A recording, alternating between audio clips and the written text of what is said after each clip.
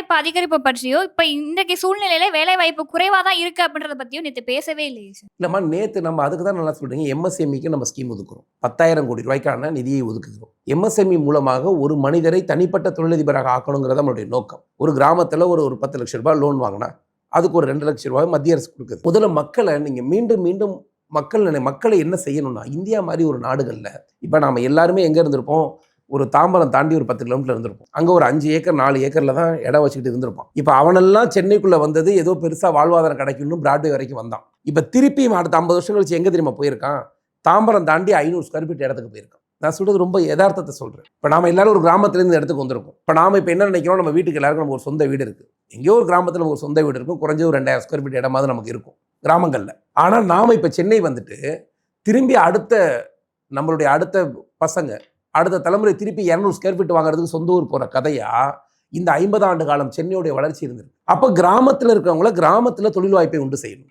நீங்கள் ஒரு பெரிய ஃபேக்ட்ரியை கொண்டாந்து ஸ்ரீபெரும்புதூரில் ஓப்பன் பண்ணி கொடுக்கறதுக்கு எல்லா ஆஃபர்ஸையும் கொடுத்து ஒரு 20,000 பேரை வேலைக்கு கொடுக்குறோங்கிற பேரில் ஸ்ரீபெரும்புதூரில் இருக்கவங்க வேலைக்கு போனால் அது லாபம், அது மாற்று கிடையாது.